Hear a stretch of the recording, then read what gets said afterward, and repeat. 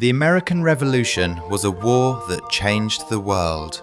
What began as a colonial dispute over taxes erupted into an 8-year struggle that gave birth to a new nation. Thanks to advanced AI software, we can now restore these historical scenes with unprecedented clarity. By analysing actual 18th century paintings and engravings created by eyewitnesses, we're able to show how these pivotal moments likely unfolded, bringing to life the battles and people who fought for American independence. This is Boston Harbor on the cold night of December 16th, 1773. You're witnessing one of the most audacious acts of defiance in colonial history. About 60 colonists, some disguised as Mohawk Indians, have boarded 3 merchant ships. They're splitting open 342 chests of East India Company tea and heaving them into the water, destroying nearly £10,000 worth of cargo. This is the Boston Tea Party, organised by Samuel Adams and the Sons of Liberty. Britain's reaction was swift. Parliament closed Boston's port and placed Massachusetts under martial law. 16 months later, just before dawn on April 19, 1775, on Lexington Green, you're seeing the first shots of the Revolutionary War, sparked by escalating tensions over British taxation and control, with the Boston Tea Party being a crucial link. 77 militiamen face 700 British regulars.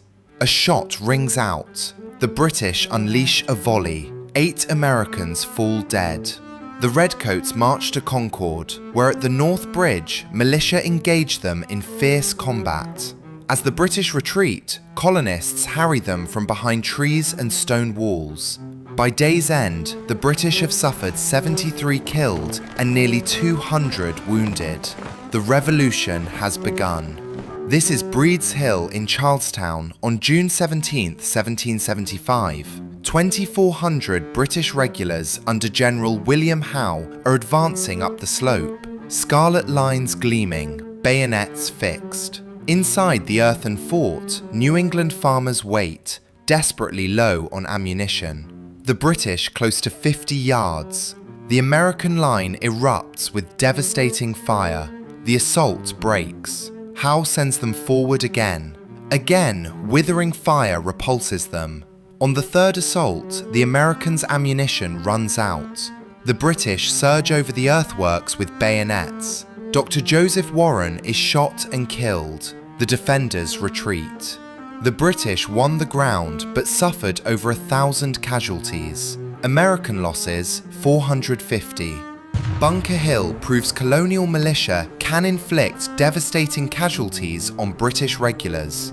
This is Independence Hall in Philadelphia on July 4, 1776. The Second Continental Congress is formally adopting Thomas Jefferson's Declaration of Independence.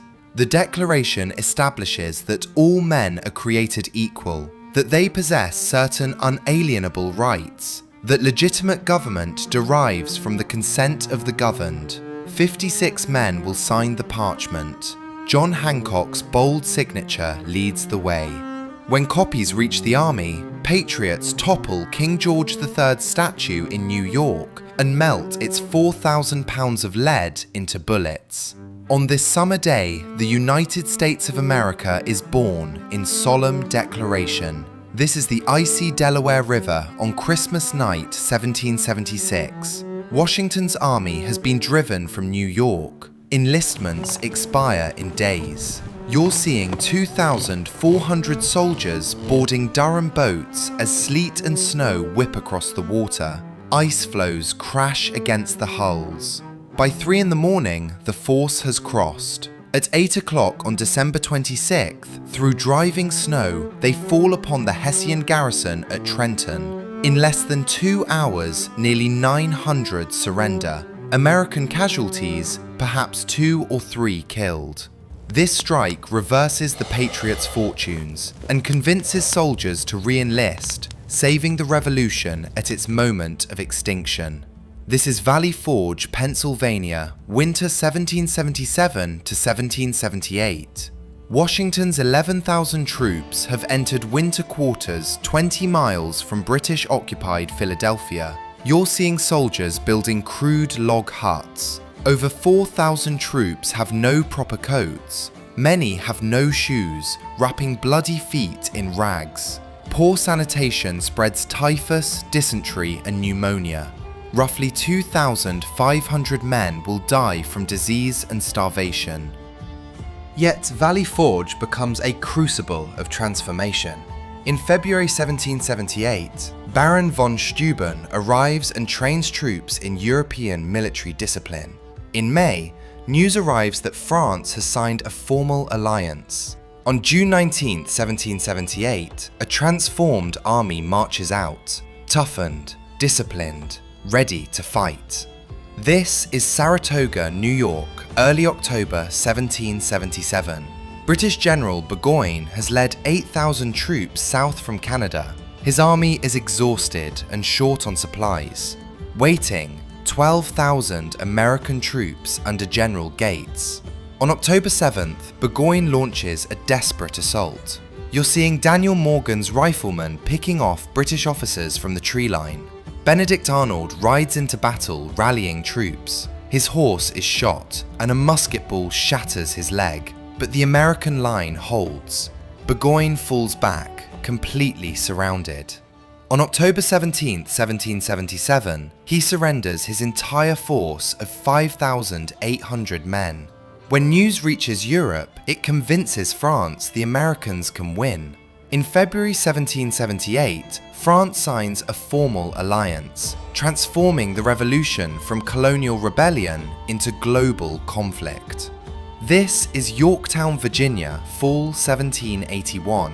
British General Cornwallis has entrenched 8,000 troops here, expecting reinforcements. Instead, 17,000 French and American troops have converged by land. While French Admiral de Grasse's fleet controls the bay, Cornwallis is completely surrounded.